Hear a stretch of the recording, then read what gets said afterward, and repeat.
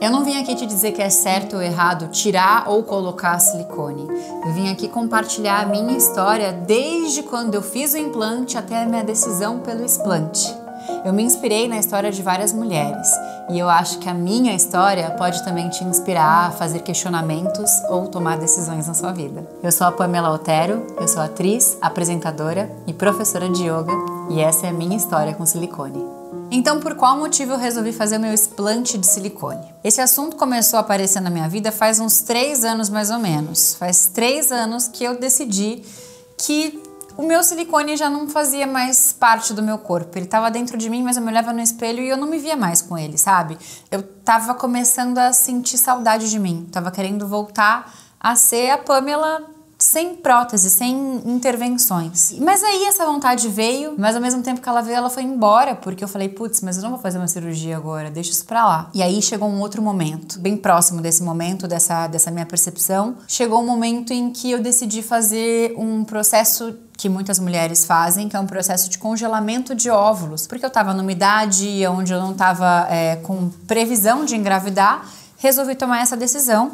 E nesse processo de congelamento de óvulos, o que aconteceu?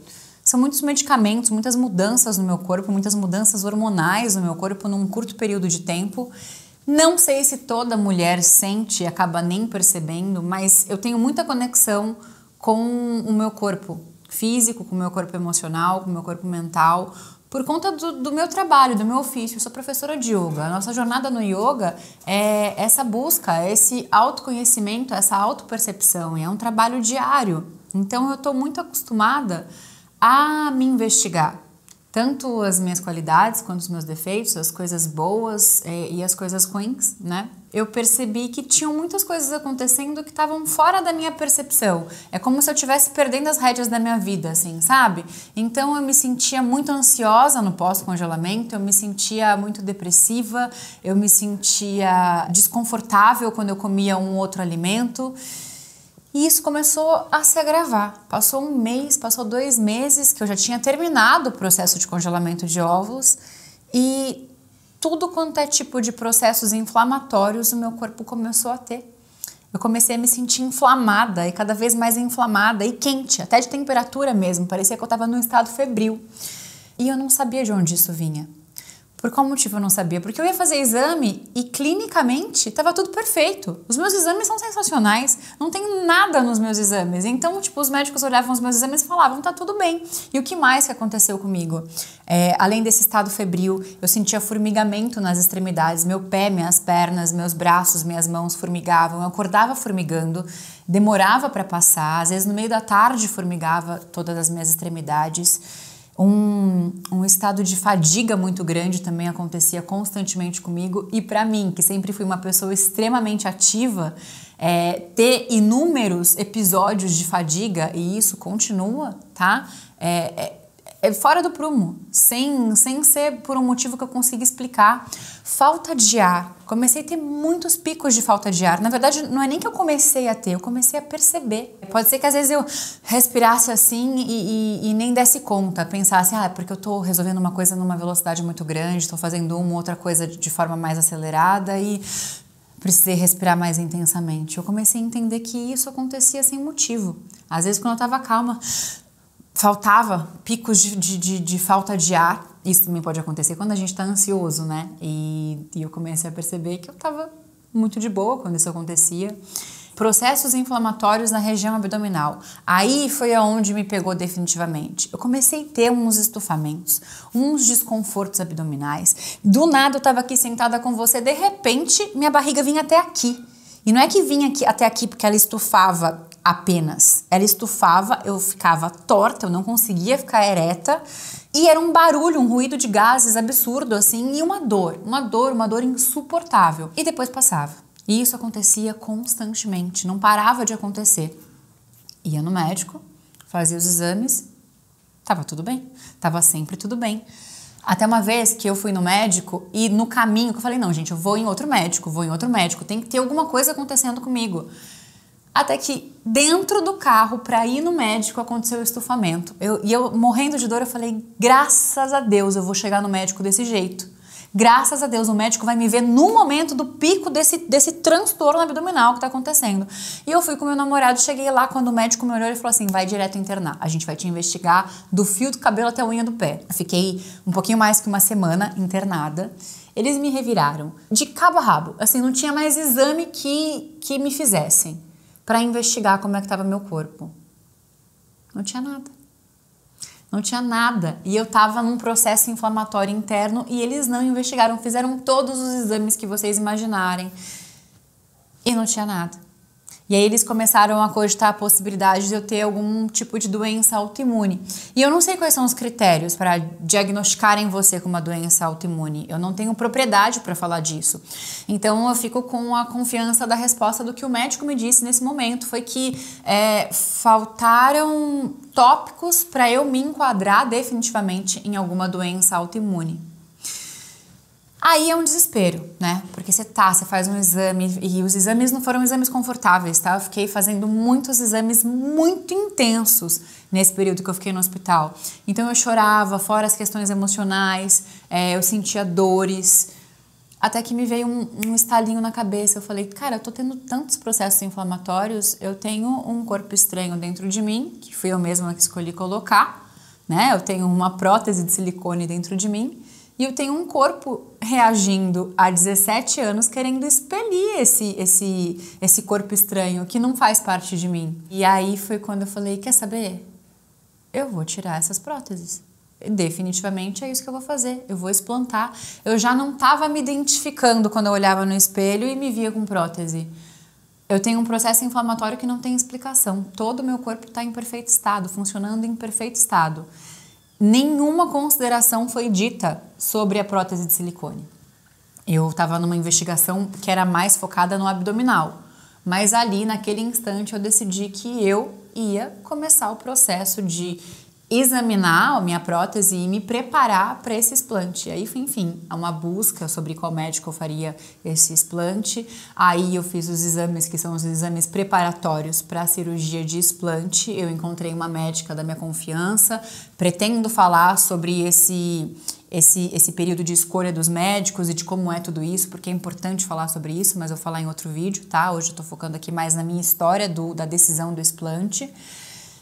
E fazendo os exames, nos exames mais simples não aparece se a sua prótese tem alguma coisa de errada. Eu fiz uma ressonância e nessa ressonância apareceu que uma das minhas próteses, que é a minha prótese direita, ela tá com uma contratura. Então é como se ela tivesse ficado mais rígida. E quando ela fica rígida, ela pode mudar o formato dela e ela o meu seio mudou de formato, isso é visível. Isso causa dor. Eu tenho, isso foi uma outra reação que eu tinha também, muitas dores nos seios, mas muitas. Elas vêm e elas passam. Às vezes é muito natural, né, do ser humano, a gente se acostumar com uma dor. Quando eu me vi, eu estava acostumada, eu vinha, passava, essa dor eu sabia que era da prótese. Vinha, passava e eu continuava a minha vida. Só que isso se intensificou depois do meu processo de congelamento de óvulos. Eu não sei, eu não sou médica para falar sobre isso, mas a sensação que eu tenho é que eu tive uma reação inflamatória desde o processo do congelamento que se agravou no pós-congelamento e que não saiu mais de mim. E eu tenho um corpo estranho aqui, que são as minhas próteses de silicone, e esse processo inflamatório continuou. Aí foi quando eu, vendo o resultado da ressonância, concluí com mais firmeza ainda de que esse explante de silicone seria a decisão ideal para mim, seria o melhor que eu poderia fazer por mim. E aí foi quando eu agendei a minha cirurgia. Existem mulheres que têm sintomas muito mais intensos do que esses que eu tive, que já são extremamente desconfortáveis, tá? Eu vou citar algumas coisas para vocês. E aí eu fui procurar sobre os sintomas de você ter um corpo estranho dentro de você. E aí, gente, aí eu me deparei com síndrome ásia, síndrome do silicone, porque quando você coloca um artefato, quando você coloca alguma coisa que não é o teu corpo dentro de você, o teu corpo vai tentar expelir. Aí na síndrome ásia eles mostram inúmeras próteses, não falam da prótese de silicone especificamente, mas como o teu corpo reage, o que isso pode te causar. E aí eu fui investigar, tem muitos estudos tem muitas notas, muitos médicos que pesquisam sobre isso e relatam sobre isso, mas não tem nenhum estudo científico sobre o tanto que o silicone pode fazer mal para uma mulher. Mas eu me deparei com muitas pesquisas que foram interessantes e foram fazendo extremo sentido para mim. Eu entrei em alguns grupos no Facebook, segui algumas contas no Instagram que falam sobre esse assunto e eu fui focando no que tinha de fato. Fui focando nos médicos que faziam relatos e que pesquisavam com um grupo de mulheres o que isso acontecia.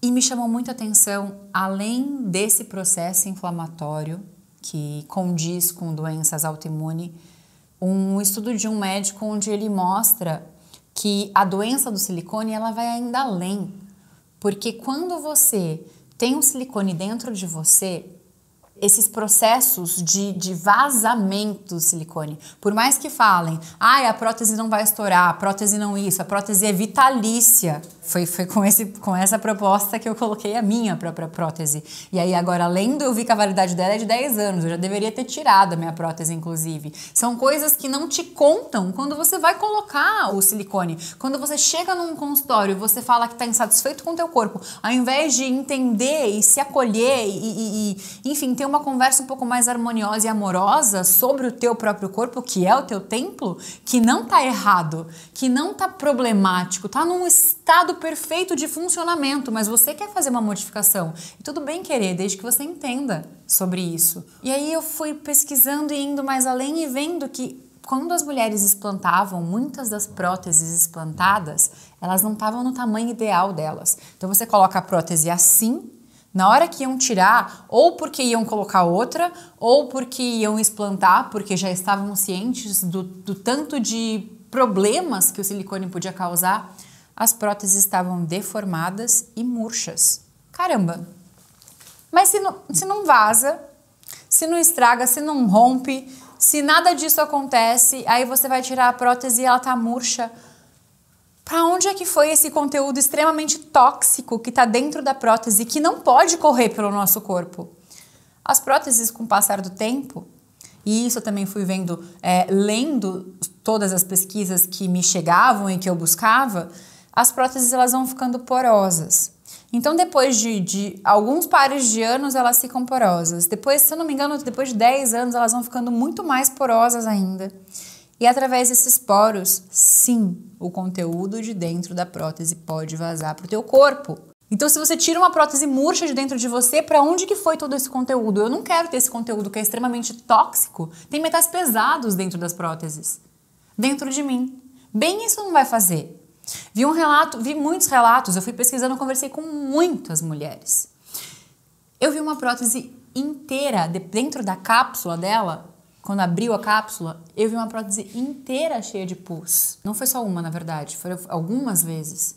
Eu vi próteses completamente esvaziadas. Cadê todo esse silicone dentro de um corpo de uma mulher?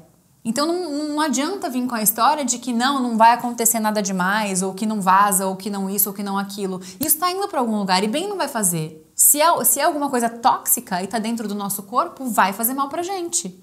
Aí esses dias eu vi um documentário no Netflix e eu queria deixar ele de indicação para vocês, que chama Operação Enganosa. Não fala definitivamente das próteses, mas fala de todos os artefatos médicos. Eu não sei se é assim que fala, tá, gente? Mas pode ser que seja. Quando você coloca uma coisa que não é o teu corpo não vai identificar como sendo o teu corpo. Então ele vai querer jogar para fora. Essa série também foi crucial na minha decisão. É extremamente importante vocês assistirem esse documentário. Não é uma série, é um documentário, tá? Então, basicamente, por esse compilado de informações que eu optei pelo explante. E principalmente porque a indústria, quando ela te vende a prótese de silicone, ela não te conta sobre os riscos. A gente precisa saber sobre os riscos. A gente precisa ter a curiosidade de pesquisar sobre o que pode acontecer quando a gente abre o nosso corpo para colocar alguma coisa que não é o nosso corpo. A gente tem que fazer isso. Seja qual for a cirurgia. Se a gente vai modificar alguma coisa na gente porque a gente quer, não porque é necessário, não porque a gente precisa saber de quais são os riscos. A gente precisa ser informado e a gente não é informado. As pessoas, quando vão falar com a gente, antes de querer vender a prótese, elas têm que falar, pode ser que aconteça isso e isso. A gente não tem um estudo científico, mas só eu Já conversei com mais de 100 mulheres que têm uma história impressionante nesse processo de silicone e que já explantaram e que já melhoraram. Então, não me vem com história de que não tem estudo científico. Eu fiz o meu próprio estudo. Eu fui atrás das minhas informações e é isso que eu tô passando aqui para vocês.